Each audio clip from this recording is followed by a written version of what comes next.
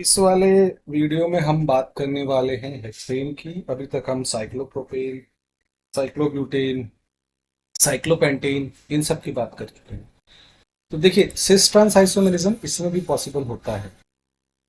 देखिए, अगर आप 1 2 की बात करेंगे तो 1 2 में भी सिस पॉसिबल, 1 2 में सिस पॉसिबल है, 1 2 डाइमिथाइल साइक्लोहेक्सेन, और उसमें ट्रांस भी पॉसिबल है। सेम 1 3 में डाइमिथाइल साइक्लोहेक्सेन भी पॉसिबल है, 1 4 डाइमिथाइल हेक्सेन में सिस और ट्रांस पॉसिबल है। देखिए, जब हम इस टॉपिक को कवर करते हैं तो इस टॉपिक पर एक रिलेटेड क्वेश्चन आता है बीएससी लेवल कि साइक्लोप्रोपेन्स में कौन कौन से जो कंपाउंड्स है वो ऑप्टिकली एक्टिव है, कौन से ऑप्टिकली इनएक्टिव है। तो हम कोशिश करते हैं उनको लेने की। अभी जस्ट मैं इसको ले रहा हूँ, साइक्लो एल्केन्स में ऑप्टिकल एक्टिविटी की बात करने वाला हूँ। देखिए, अगर सिंपल जस्ट 1 मिथाइल सब्स्टिट्यूटेड है तो वो हमेशा अकायरल होगा, क्योंकि वो प्लेन ऑफ सिमेट्री में इस तरीके से आ जाएगा। अगर हम इसकी बात करें 1 2 डाइमिथाइल सिस की, तो क्या होगा, 1 2 डाइमिथाइल सिस में भी एक प्लेन ऑफ सिमेट्री होगी। इसका फर्स्ट हाफ दूसरे हाफ के बिल्कुल इक्वल होगा, दूसरे वाले में भी ऐसा ही है। अगर इसको रोटेशन से समझने की कोशिश करें तो अगर मैं इस वाले कंपाउंड को रोटेट करूं 180 वाई, तो 180 के बाद में रोटेशन के बाद में ये ऐसा हो जाएगा और दोनों के दोनों दूसरे की मिरर इमेज हो जाएगी। क्योंकि ये सुपर इम्पॉसिबल है मिरर इमेज पे, तो हम बहुत इजीली देख सकते हैं ऑप्टिकल इनेक्टिव। देखिए, 1 2 डाइमिथाइल सिस सिस्टम ऑप्टिकल इनेक्टिव है, 1 मिथाइल साइक्लोहेक्सेन भी ऑप्टिकल इनेक्टिव है। अब हम बात करें ट्रांस वाले की, ठीक है। अगर हम ट्रांस वाले की बात करें, ट्रांस वाले में भी हमारा एक प्लेन ऑफ सिमेट्री है। कैसी प्लेन ऑफ सिमेट्री है, ठीक है। प्लेन ऑफ, देखिए, अभी ट्रांस 1 2 डाइमिथाइल की बात करते हैं। ट्रांस 1 2 डाइमिथाइल अगर साइक्लोहेक्सेन की बात करें, तो अगर हम ट्रांस वाले की बात करें तो ट्रांस वाला ऑप्टिकली इनएक्टिव है, ऑप्टिकली एक्टिव है। क्यों? अगर हम इस सिस्टम को अगर हम प्लेन के अलाउ अलोंग रोटेट करेंगे तो ये दोनों मिरर इमेज नहीं बनेंगे एक दूसरे की, ठीक है। अब ये मिरर इमेज नहीं बनेंगे तो इसकी वजह से ये नॉन सुपर इम्पॉसिबल है और ऑप्टिकली एक्टिव है।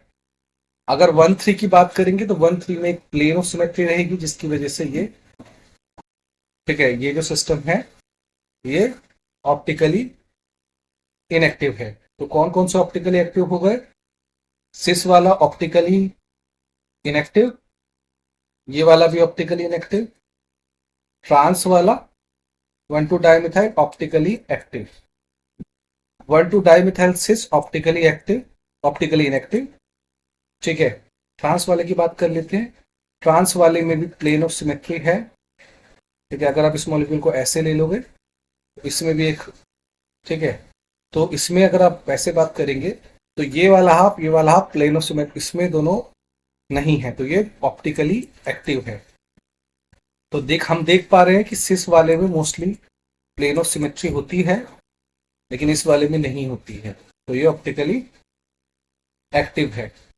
अगर हम इसकी बात करें 1 4 डाइमिथाइल की, तो इसमें प्लेन ऑफ सिमेट्री में पूरा हो जाएगा, चाहे अब ये सिस रहे चाहे ये ट्रांस रहे, ठीक है। इससे फर्क नहीं पड़ता, दोनों में प्लेन ऑफ सिमेट्री है। तो हम समझ पा रहे हैं। नेक्स्ट सिस्टम अगर हम ले तो थोड़ा एक और सिस्टम लेने की कोशिश करते हैं। हाँ, अब इससे छोटे वालों की भी बात कर लेते हैं। अगर हमारा साइक्लोब्यूटेन है, साइक्लोब्यूटेन में अगर दोनों जगहों पे सब्स्टिट्यूशन है तो प्लेन ऑफ सिमेट्री है, इसी वजह से ये ऑप्टिकली इनएक्टिव है।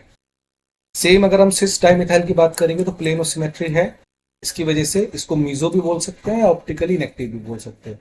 ट्रांस वाला ऑप्टिकली एक्टिव रहेगा। 1 3 की बात करेंगे, अगेन प्लेन ऑफ सिमेट्री है, ट्रांस वाले में एक्सिस ऑफ सिमेट्री है, तो ये इसकी वजह से ये ऑप्टिकली इनएक्टिव है। तो हम ये चीज समझ पा रहे हैं कि कौन सा ऑप्टिकली एक्टिव है, कौन सा ऑप्टिकली इनएक्टिव है। ट्रांस वाले में ऑप्टिकल इनएक्टिविटी नहीं है।